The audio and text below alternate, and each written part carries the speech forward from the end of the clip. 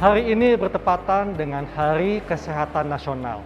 Tentunya kita sudah sering mendengar istilah pola hidup sehat. Namun, sejauh mana kita memahami istilah ini, saya kali ini akan berbincang bersama Dr. Suito Indra, dokter penyakit dalam konsultan hati dan pencernaan. Sebetulnya apa definisi dari pola hidup sehat? Ada 5C di dalam hidup sehat itu yang membuat orang bisa hidup sehat, yaitu satu adalah cukup. C itu cukup makan. Tentu dalam hal ini makan makanan yang baik. Kemudian cukup istirahat, cukup relaksasi, dalam hal ini terkait dengan hiburan. Kemudian cukup berolahraga. Bagaimana pola hidup sehat? Pola hidup sehat itu artinya orang yang melakukan suatu aktivitas berdasarkan kelima C ini tadi. Makan yang baik, cukup berolahraga, cukup beristirahat, dan juga cukup relaksasi. Tapi kalau kita melihat kondisi saat ini dok ya, di mana teknologi semakin maju. Ketika orang butuh makanan tinggal pesan lewat smartphone. Atau orang mungkin lebih sering menghabiskan waktunya dengan smartphone, apalagi mungkin lebih banyak aktivitas di rumah. Nah, apa saja sih dok pemicu-pemicu yang bisa membuat seseorang terperangkap dalam pola hidup yang tidak sehat? Memesan makanan cukup dari rumah, kemudian aktivitas hiburan dia melakukan dari rumah, dan hanya istilahnya kata kita olahraga jari saja. Betul. Nah, kalau olahraga jari saja tentu aktivitas fisiknya kurang. Dalam hal ini kekurangan di dalam gerak. Nah, kurang gerak itu juga membuat seseorang itu cenderung dalam kondisi yang kita sebut sebagai sedental, suatu pola hidup yang kurang gerak. Nah, itu biasanya cenderung membuat seseorang itu menjadi gemuk, ya, otot-ototnya tidak terlatih, fungsi parunya juga tidak baik. Selanjutnya, apabila dia gemuk, muncul permasalahan lain, kecenderungan untuk menjadi fatty liver, perlemakan hati. Cenderung orang itu mudah GERD, mudah naik asam lambungnya, kemudian bisa gangguan buang air besar, tidak lancar, seperti begitu, sembelit. Jadi tentu itu bukan suatu pola hidup yang baik.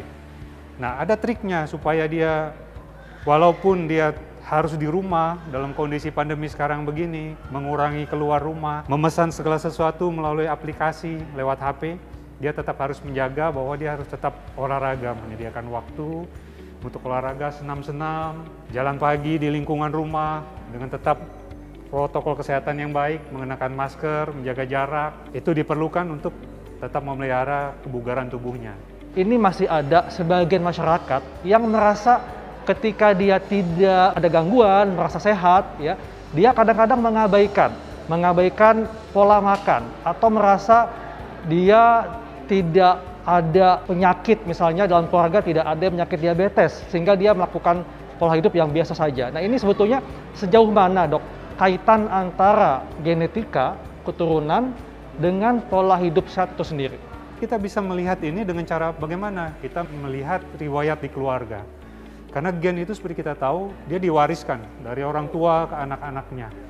Nah, dengan kita mengamati itu, contoh katakan seorang yang lahir dari keluarga yang banyak orang tuanya diabetes, tentu dia harus mengatur makanannya, menghindari karbohidrat tinggi, apalagi karbohidrat yang sederhana, gula-gula, dia harus hindari, harus batasin karbohidratnya lebih banyak, beralih ke sumber energi yang lain, misalnya yang protein, seperti begitu.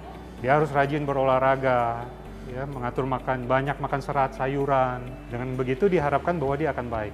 Begitu juga contoh katakanlah keluarga yang lahir dari orang yang sensitif terhadap makanan tertentu, katakanlah misalnya orang, ada kelompok masyarakat yang dia sensitif gluten, katakan. Nah, kalau di keluarganya banyak yang sensitif gluten, dia juga harus mengamati apakah dia sensitif nggak dengan hal seperti itu. Kadang-kadang seringkali hipersensitivitas terhadap makanan itu kemudian membuat dia ikut-ikutan sakit. Dengan dia tahu bahwa dia tidak dapat mengkonsumsi makanan itu, dia menghindari, dia bisa menghindari keluhan. Tidak perlu mengalami hal yang sama dengan orang tuanya. Secara umum itu bagaimana sih seseorang bisa mengetahui bahwa pola makannya itu sudah sehat? Karena kan mungkin masyarakat tahunya bahwa harus banyak konsumsi buah-buahan. Buah-buahan ini kan juga ada yang mengandung tinggi gula, atau mungkin perbanyak konsumsi gandum. Nah, apakah selain jenisnya, masyarakat harus tahu kan mengenai jumlah porsinya, kemudian mungkin jam makannya juga, Dok. Makanan yang baik itu adalah makanan yang bervariasi. Jadi makanan bukan monoton. Nah, cuma permasalahan di kita ini punya kecenderungan bahwa kemudian menjadi monoton makanannya. Contoh katakanlah orang yang sukanya fast food, dia hari-hari makan fast food karena keterbatasan akses terhadap makanan yang bervariasi, misalnya adanya di tempat kerjanya, begitu dia makannya itu saja. Tapi yang paling baik adalah seperti yang kita belajar dulu dari guru-guru SD kita sudah diajarin, ya kan, 4 sehat 5 sempurna. Cukup sumber energi, cukup serat, ya, cukup protein, cukup vitamin, nah, yang seperti begitu. Variasi yang banyak, makanan harus bervariasi. Lalu bagaimana dengan perilaku aktivitas olahraga, Dok? Mungkin banyak orang yang mengaku sudah olahraga di kantornya seminggu sekali tiap Jumat 30 menit. Namun setelah itu kembali melakukan pola hidup yang biasa saja. Nah, ini bagaimana, Dok? Ya, kalau mengenai olahraga itu yang paling penting adalah dilakukan secara rutin. Supaya kita dapat mencapai kebugaran tertentu yang kita harapkan. Kalau olahraga seminggu sekali, tidak akan mencapai tingkat kebugaran yang kita harapkan itu. Yang disebut olahraga rutin, minimal 5 hari dalam seminggu. Untuk kesehatan, kita berolahraga sampai bugar, sampai kita merasa badannya segar. Dan biasanya tidak perlu olahraga yang terlalu berat, olahraga sedang-sedang yang mampu kita lakukan. Sebaiknya dilakukan rata-rata satu sesi olahraga adalah sekitar 1 jam, 1 jam setengah. Itu sudah cukup, tapi yang paling penting adalah rutin. Untuk jenisnya, apakah harus yang kardio atau kombinasi dengan weightlifting? Untuk jenis olahraga sebenarnya harus disesuaikan dengan kondisi fisik seseorang.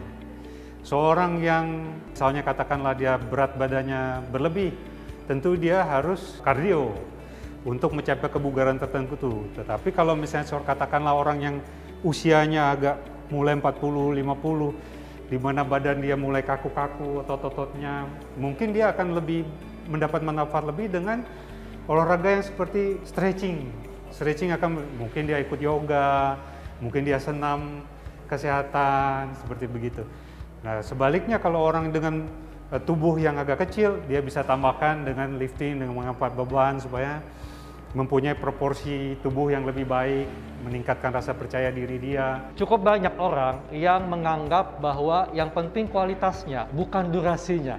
Nah, sebetulnya pola istirahat itu yang baik seperti apa, Dok? Apakah durasinya dan kualitasnya atau bagaimana? Kalau kita ingin melihat yang mana yang paling penting, dua-duanya penting. Jadi kualitas tidur itu penting sekali. Karena apa? Ada orang yang dia tidur jangka waktu panjang ternyata dia ngorok misalnya, jadi hambatan pernafasan di dalam saluran pernafasan, bangun dia tidak segar. Itu juga tidak baik. Jadi kualitas tidur harus baik. Kemudian yang kedua, durasi juga penting. Artinya kalau dia biasa tidur 8 jam baru cukup, kemudian dia tidur 4 jam, tentu itu membuat dia terganggu aktivitas setelah dia bangun tidur itu. Tetapi durasi itu bervariasi antara satu orang dengan orang yang lain. Ada yang dia dengan 4 jam saja tidur, dia merasa sudah cukup, badannya sudah bugar. Ada yang dia perlu 8 jam. Jadi ini secara genetik memang bervariasi. Jadi kita tidak bisa mengatakan berapa jam yang lama durasi yang cukup untuk orang tidur untuk orang tertentu, tergantung genetik dia. Yang bagaimana kita melihat cukup atau enggak, baik atau enggak? Kita lihat dia setelah bangun tidur. Kalau dia bangun tidur fresh, badannya segar, berarti dia kualitas tidur baik, sudah cukup durasinya.